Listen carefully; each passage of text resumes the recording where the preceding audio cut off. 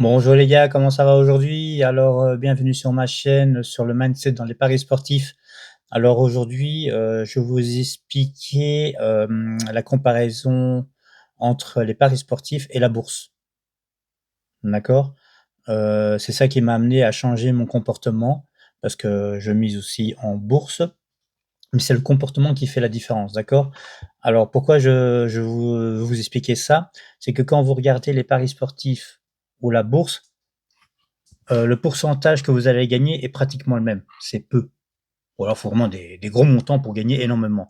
Et puis, ça monte et ça descend. C'est un peu comme nous aussi dans les paris sportifs. Ça monte et ça descend. D'accord? Seulement, il faut comprendre aussi que nous, on joue beaucoup, enfin, beaucoup de parieurs jouent avec les émotions. C'est l'émotion.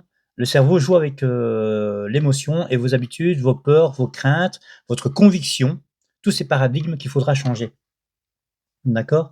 Comme, par exemple, vous savez que, par exemple, le mardi, il y aura une Ligue des champions, vous avez votre équipe préférée, qui va jouer et qui va gagner. Hop, par émotion, vous allez jouer et vous vous dites que vous allez gagner forcément parce qu'ils vont gagner, ce match-là. Et puis qu'est-ce qui se passe? Bah non, ils ont perdu. Voilà, donc combien de fois ça nous est pas arrivé ce truc-là, d'accord? Donc il y a aussi, les peurs. Quand vous jouez par exemple dans les paris, sur les sites, vous avez misé votre match et vous sentez que ça tombe pas rond, bah, vous remisez sur quelque chose pour au moins récupérer la mise. Donc ça, c'est vos peurs, d'accord? Donc c'est aussi des émotions. Donc voilà, donc alors j'en reviens aussi, côté bourse. La bourse par contre, c'est un investissement. C'est beaucoup plus structuré, d'accord? Un investisseur, il va pas, jouer avec ses émotions. Il va pas se dire: «Ah bah tiens, je vais mettre, 50 €, 100 000 €, ce que vous voulez comme montant, parce que je sens que» non, non, lui, il suit la bourse. Il sait qu'il va se passer quelque chose plus tard ou il sait qu'il s'est passé quelque chose plus tard, donc il a des informations et nous, nous devons prendre aussi les mêmes informations pour les paris sportifs. C'est ça qui est important.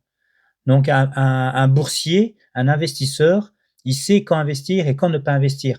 Il sait par exemple qu'il faut investir, quand c'est la crise. Ah oui, hein, c'est quand la crise qu'il faut investir, hein, c'est pas quand ça marche, hein. Ça sert à rien sinon, hein. Il y a un investisseur aussi, il va investir, sur des applications qui vont bientôt sortir et qui vont cartonner. D'accord? Comme il y a plein de trucs, hein, je vais pas vous expliquer, c'est à vous de vous renseigner, mais voilà, je vous explique comment ça fonctionne et ça fait ça aussi. Quand vous regardez les graphiques, que ce soit la bourse, enfin, ça dépend la bourse, hein, mais nous les paris ça fait ça. Donc ça monte, ça descend, hop, ainsi de suite. C'est rare que ça monte en une flèche. Pour certaines personnes, oui, tant mieux pour eux, je suis content pour eux, mais pour beaucoup, c'est pas le cas. Donc voilà, donc alors, pour changer ça, moi ce que je vous propose et ce que je vous conseille, c'est de changer votre mentalité.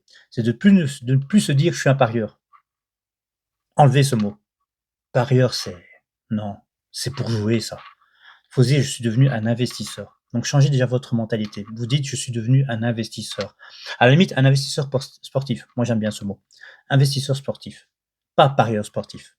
D'accord? C'est pas que c'est négatif, mais investisseur, sportif, quand vous dites investisseur, ça vous élève, ça vous monte de niveau.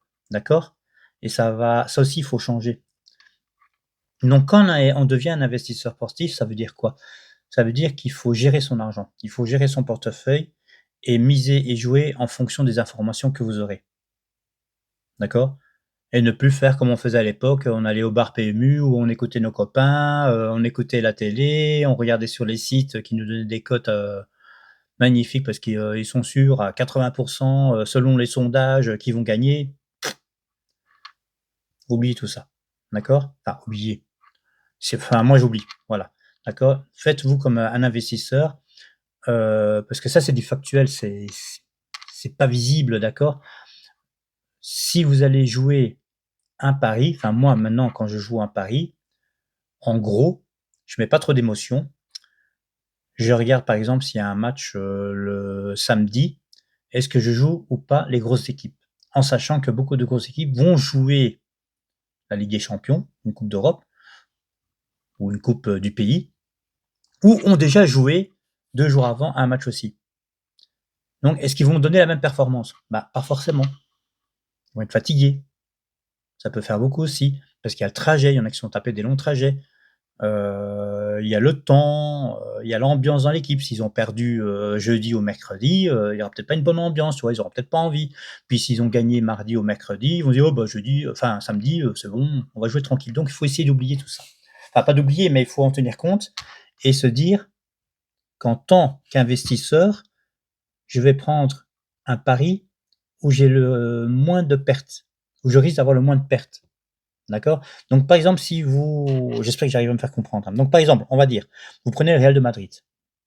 Ils ont joué Real de Madrid ou une grosse équipe, on s'en fout, hein, qui a joué la Ligue des champions, la semaine juste avant, 2-3 jours avant. Est-ce que ça vaut la peine de les jouer le week-end? Est-ce que c'est pas un risque en plus? Moi, j'estime que si. Est-ce que c'est pas plus avantageux de jouer une équipe qui joue le championnat, qui n'est pas fatiguée, d'accord? Et qui a plus de chances, bah, de gagner le pari que vous voulez jouer. Ça, ce sont tous des risques qu'il faut prendre, en compte et noter tout ça. Comme par exemple votre buteur préféré. Là, je m'éloigne un peu du sujet, mais je suis parti dans mon délire. Il y en a beaucoup qui jouent aussi le buteur préféré. Oui, il va marquer, Haaland va marquer, Mbappé va marquer. Oui, ils vont marquer, oui, c'est possible. Mais c'est au moment où vous allez jouer ce pari-là qu'ils vont pas marquer. Ou il a été remplacé, ou il est sur le banc, ou voilà. Il y a toujours quelque chose, hein. Sinon, on gagnerait facilement, hein, hein. D'accord? Donc alors, je reviens à l'investisseur sportif. Revenons à nos moutons. L'investisseur sportif, qu'est-ce qu'il va faire? Il va miser là où il a moins de risques de perte d'argent. Et c'est ça que nous devons faire. C'est ça que vous devez faire. D'accord? Donc, j'en reviens. Si vous savez que votre équipe a joué la semaine d'avant ou va jouer la semaine d'après, ou qu'il y a des blessés, ou que le buteur n'est pas là, ou que tout ça, ce sont des risques qui vont faire perdre votre pari. Ce sont des pourcentages d'augmentation de risque de perdre votre pari. D'accord? Donc, il faut oublier tout ça. Il faut jouer sur des mises où vous êtes sûr à 70-80% qu'il n'y a pas de facteurs, qu'il n'y a pas d'énormément de facteurs autour qui vont faire perdre votre pari. D'accord? Bon, j'espère que c'est facile à comprendre, hein. J'espère que je parle français. D'accord, donc il faut, penser déjà comme un investisseur. Dites-vous que vous êtes plus un parieur, mais vous êtes un investisseur sportif. Donc ne jouez pas tout votre argent. Arrêtez ça, ne jouez pas tout votre argent. Mettez-vous une mise. Ça, on vous l'a dit plusieurs fois, il y a plein de gens qui le disent, jouez vous prenez une mise, dans votre budget, vous le mettez de côté. Donc par exemple, ceux qui jouent, 100 € ou 10 €, vous jouez 1 ou 2. Ouais, je sais, c'est long. Ouais, je sais, c'est casse-couille, mais dites-vous, en tant qu'investisseur, qu'il y aura d'autres matchs par après. D'accord? C'est pas le dernier match, c'est pas grave. Si vous le perdez, c'est pas grave, il y en aura d'autres après. Vous aurez perdu que 1%. Vous aurez pas perdu 50% ou 100 € ou 70 € que vous aurez mis parce que vous étiez sûr et certain qu'ils allaient gagner, qu'ils passent pas. D'accord? Et ce sera plus facile à récupérer 1% de perte que 70% de perte ou 50% de perte. Parce que quand vous perdez 50% de perte ou 70% de perte ou même 30, hein, même 20, hein, après pour le retrouver, c'est pas évident, hein, d'accord? Donc jouez des petits montants. Entraînez-vous à gérer vos petits montants, émotionnellement aussi, d'accord? Et jouez des petits montants et donc j'en reviens à ça. Donc ouais, donc en tant qu'investisseur, jouez des petits montants. Alors ce que vous pouvez faire aussi en tant qu'investisseur, c'est remettre de l'argent sur votre compte. Donc si vous arrivez, par mois à gérer votre portefeuille ou par semaine comme vous voulez, si vous arrivez à gérer votre portefeuille, vous n'avez pas tout gaspillé. Donc par exemple, vous avez mis 100 € et le mois prochain, vous pouvez remettre 100 €, remettez 100 €. Alors dans ce cas-là, moi je vous dirais, ne jouez pas 1%, mais jouez 2% pour augmenter vos chances de gagner un peu plus et ainsi de suite. Vous devez gagner en montant tout doucement, pas en une fois. C'est très rare ceux qui arrivent en une fois, sincèrement, c'est très rare. Donc petit à petit, montant par montant, pourcentage par pourcentage. D'accord? Et alors aussi, qu'est-ce que je pourrais vous dire? Alors je regarde mes notes. Alors ne dites plus je joue, je parie. Dites-vous j'investis. D'accord? Il faut changer sa vision du jeu. Il faut changer, il faut dire que c'est plus un jeu, il faut dire que c'est un investissement. Et donc, du coup, comme vous allez investir, ouais, mon bic, hein, donc, comme vous allez investir, mentalement, votre cerveau va changer. Il dit, ah ben, j'investis, donc je vais faire attention. C'est psychologique. Vous allez voir. Sincèrement, vous allez voir, hein. D'abord, vous allez être comme ça. Vous allez jouer. Et quand vous allez changer d'investisseur, ça va commencer à monter, à monter, à monter, à descendre. Et vous allez stagner et puis l'investisseur va remonter. Vous allez voir, c'est impressionnant, d'accord? Alors il faut changer aussi, votre identité de parieur investisseur. Voilà. Donc, ne dites-vous plus: «Ouais, bah, je vais aller au bar PMU, je vais jouer, j'écoute mes copains, je vais jouer», tout ça, il faut changer. Mettez-vous à table, réfléchissez bien, posez-vous, regardez les conditions, regardez les matchs, regardez les buteurs, regardez l'ambiance, tout ça. Mais vous mettez aussi, le fait qu'il n'y a pas trop d'émotion dans le pari que vous allez mettre, d'accord? Il faut être froid dans les paris. Arrêtez de croire ci, arrêtez de croire ça, soyez froid, le plus froid possible, d'accord? Et si vous avez perdu votre pari, c'est pas grave, ce n'est que 1. Vous allez le rattraper par après parce que vous avez changé votre mentalité et vous avez changé votre système de jeu. Vous êtes devenu un investisseur et non plus un parieur. Vous êtes devenu un investisseur sportif. D'accord? Alors si vous voulez renforcer votre investisseur, sportif, votre confiance, mettez-vous une chemise, mettez-vous une montre, lisez des livres, regardez des vidéos, changez votre mentalité, ça va faire énormément. Vous allez voir petit à petit votre mentalité va changer et ça va vous ramener un petit plus, d'accord? Donc c'est pour ça que je voulais faire une vidéo comme quoi il y a une comparaison, mathématique. Enfin, quand vous regardez les cotes et tout, ça se ressemble, hein. C'est des 1,30, 1,50. Bon, il y a des cotes de 2. Moi, les cotes de 2, je les ai pratiquement jamais gagnés, hein. Franchement, c'est très rare, hein. 1,60, je l'ai gagné.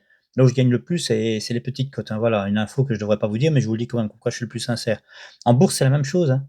Vous mettez un montant sur, une application ou une société ou quoi que ce soit, il faut attendre des années avant que ça monte, hein.